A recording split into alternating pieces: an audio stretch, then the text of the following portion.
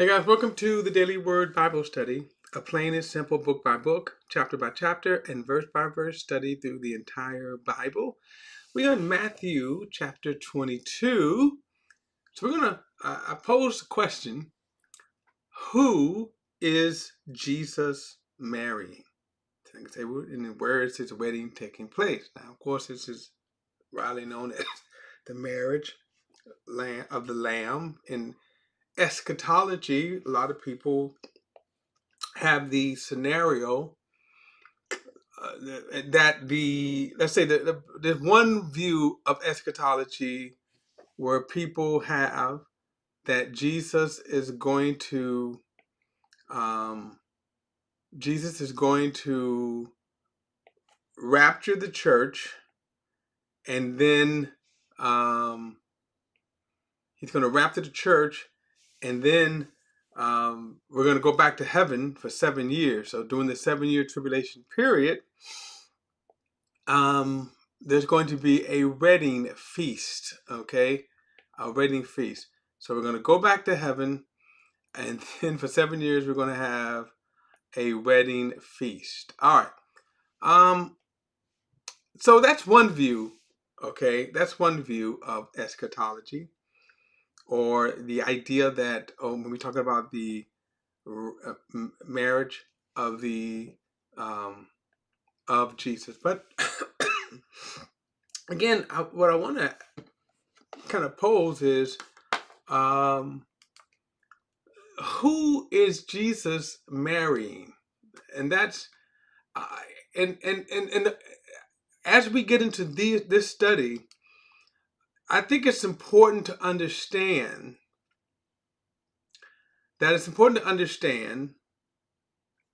context, verbiage, language, because let me just say this. As you read Revelations, I have not found that there is going to be this marriage of the supper of the Lamb in heaven. In other words, the rapture happens. And by the way, I do believe in a pre-tribulation rapture.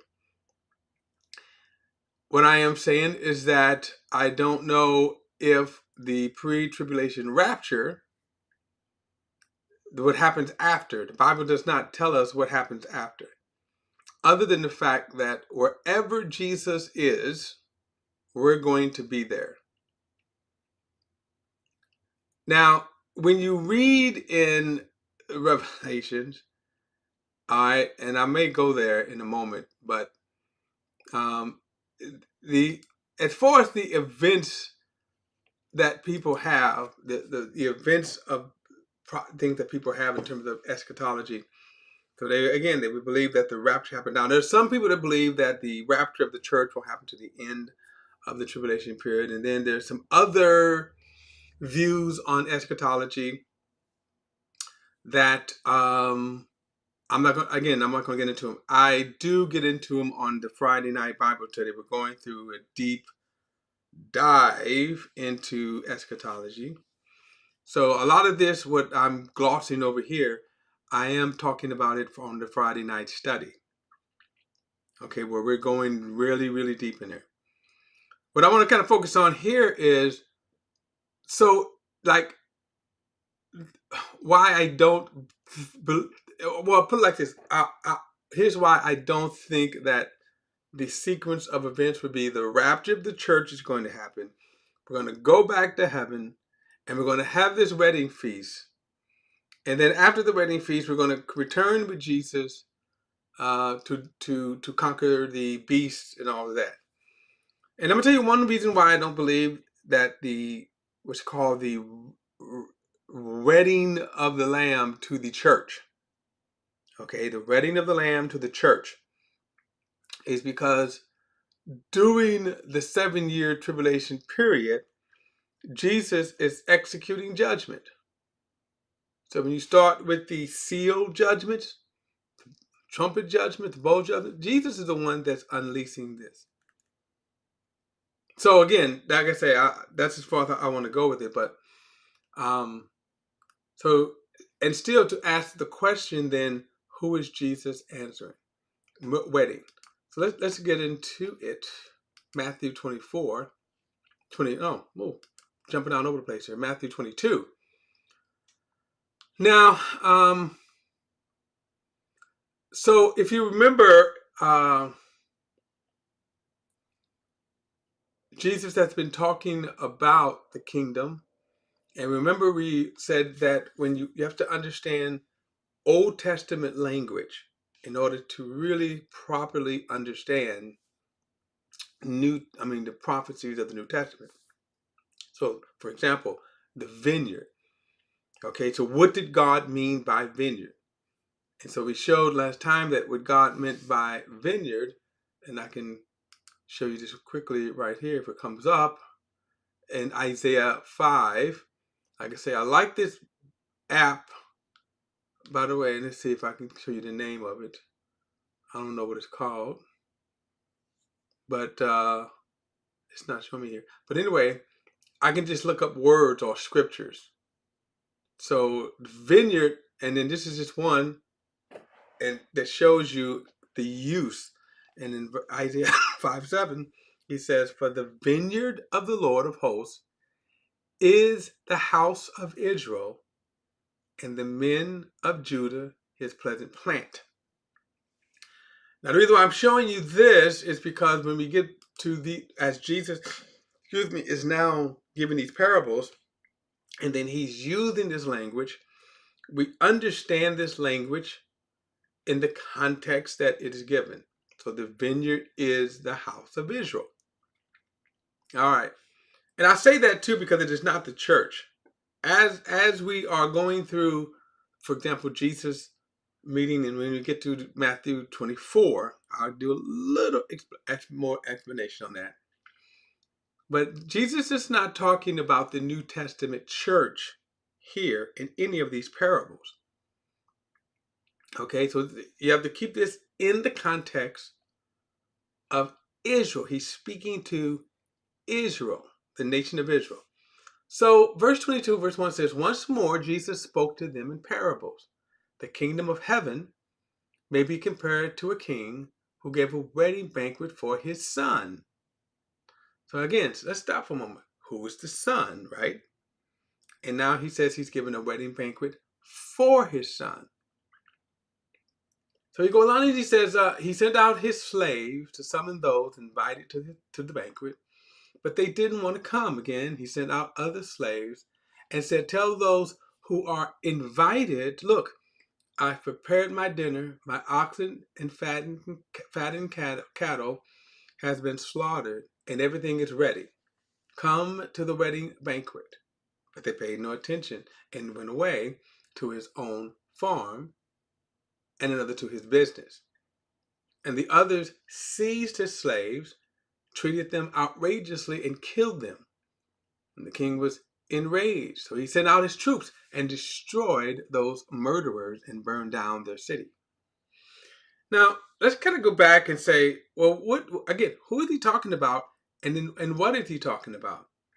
In other words, is he talking about like the Christian church? The answer is no. Because think about this. Keep this in context of Israel, and then keep this in context that in the gospel message, Jesus is not going to what? Destroy people for not coming to the wedding. And notice this is the wedding.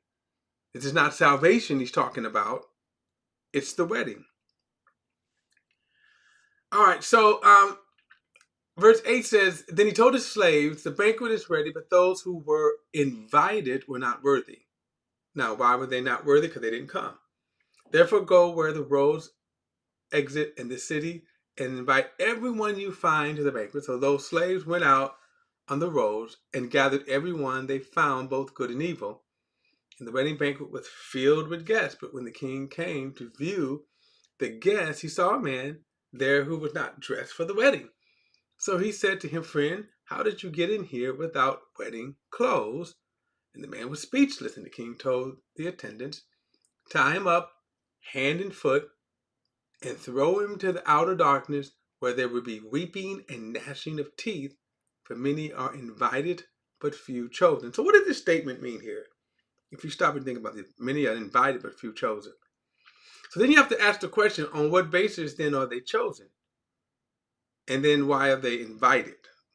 In other words, notice in the case that he gives here, the reason for the rejection is because of something that they did not do, like obey. So for example, the first crowd were destroyed because they did not come to the wedding. The man that did have proper wedding clothes was thrown out because what? He didn't dress right, okay? But he goes on, he says, many are invited, but few are chosen.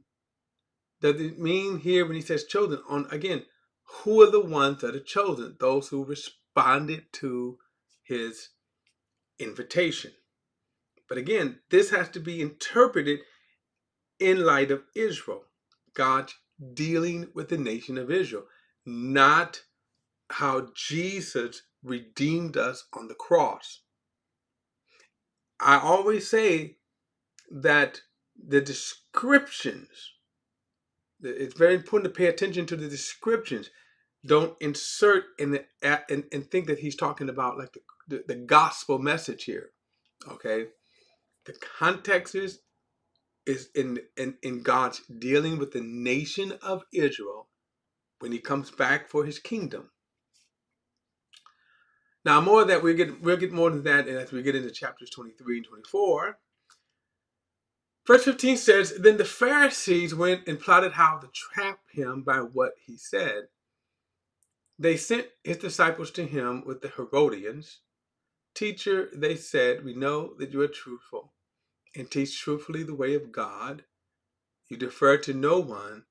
You don't show partiality. Tell us, therefore, what do you think? Is it lawful to pay taxes to Caesar or not? Now, obviously, we know this is a setup question. What's kind of interesting is, and I want to elaborate on this here. But let me go on and read this. I'm gonna finish reading this. I want to come back and kind of elaborate. He says, but perceiving their malice, Jesus says, why are you testing me, hypocrites? He calls them out, right? He says, show me the coin used for the tax. So they brought him a denarius. Now remember, a denarius was a day's wage, okay? We would if we compare something more like an hourly wage, but kind of more because of the day wage. And this is always good. Here's the day's wage to pay. He says, whose image and inscription is this? He asked them. Caesar's, they said to him. Then he said to them, therefore give back to Caesar the things that are Caesar, and to God the things that are God's. And when they heard this, they were amazed, so they left him and went away. Now, what's kind of amazing about this is the Pharisees, remember, you had the ruling body of Israel under Rome. Okay, so you had a puppet government that was Herod. And the religious rulers, which made up of the Sanhedrin, part of the group was, you had the scribes, you had the Pharisees, excuse me, the Pharisees, and then you had the Sadducees, and there was a couple of other groups. The Pharisees were considered the most pious. In other words, if you lived in that day, you might have said, those are the holy men of God. The way they dressed, the way they prayed. Of course, Jesus blasted them. And then wait till we get to chapter 23. That entire chapter is devoted to just blasting the Pharisees for their hypocrisy. But they didn't know the law. They knew the law. It was said of some Pharisees could cite entire sections of the Old Testament law. They devoted themselves to that, which makes their sin even greater. And you can see their hypocrisy here, that they had the outward appearance of holiness, but the reality, they were running game. And when Jesus come along, he exposed their hypocrisy. he exposed their game. And we're going to see this later, that as you see, they're trying to trap him, which is interesting because they're not interested in truth. They're not interested into the ways of God. They have a singular purpose. Let's destroy our enemy, Jesus. Why? Because he's messing up our game. And no one would kind of question the Pharisees until Jesus came, probably the exception of John the Baptist. Now, what was funny is that they didn't like John, but at the same time, they kind of respected John. But Jesus, they hated. They hated Jesus because he was turning people away from them. Now, what's interesting that then, so now in their hypocrisy, their true evil nature is constantly being exposed, constantly shown. And so notice he says they plotted with the Herodians. Now, the Herodians were those who came from Herod, the King Herod. And King Herod was a political office that was set up by Rome. And in both cases, their job was to keep Israel in line. No riots, keep paying their taxes. And if they did that, Rome didn't bother them. And partly why the Pharisees were worried about Jesus and turning people away is that they didn't want the Romans to come and say, we're going to, you're not keeping the people in check, so they're going to come in with a heavy hand and things could go bad. So Herod was a wicked kingdom or dynasty. His father, Herod, King Herod, this is, he was actually the one that built the temple, the first temple, that at the time was still in building for 42 years. He built that. And when he died, then his you can say his province, his kingdom, was divided into between his sons. So one of these sons was Herod. You can say Herod Jr., but they didn't call him Herod Jr. And then there were the other sons. They were divided up. So the Herodians, then, this was more the political side, and then you had the Pharisees, which were more the religious side. But notice that the Pharisees probably despised the Herodians because Herod was a wicked person. He was the one, remember, that he had married his brother's wife, and then the wife's daughter, right, which could be either his niece or step-niece, danced this lewd dance and so elicit lust from Herod that he said, I'll give you whatever you want up to half my kingdom. So prompted by her mother, she said, give me John the Baptist, because she had been looking for a reason to get rid of. She was trying to get Herod to kill John the Baptist because he was prophesying against him. He was, your marriage to your brother is sinful. She hated that, and then she was the cause that Herod, ordered the execution of John the Baptist. Now watch it. So the Pharisees, who are supposed to be so holy, they're teaming up with the Herodians. They're teaming up with people they don't even like just to get Jesus. We see this in politics today. You can ask the question, why evangelical Christians are teaming up with Trump? What is their end goal? Because it's certainly not to build the kingdom of God. They don't care about the kingdom of God. So whatever twisted hope they have That's why you see the evangelicals teaming up with Trump. Okay? There's nothing that he's doing that would kind of align with their values, so-called values. Because we can see, so the same thing with the Pharisees right here. There was nothing about the Herodians that aligned with their values according to the standards of the law. But notice how they teamed up together. How they teamed up together to destroy Jesus. All right, we'll pick this up in the next study. We're not through, of course, but it is amazing. And that's it. We see the same thing today. We see the same thing today. How religious people, it just shows just how religious they are. They have nothing to do with it. I'm going to talk nationalists, Christian nationalists. They're not about building the kingdom of God. All right. Don't forget to like and share this video and subscribe to BP the Bible Perspective. And as always, if you have a thought or comment, add it to the comment section below. All comments are welcome. I'll see you in the next study.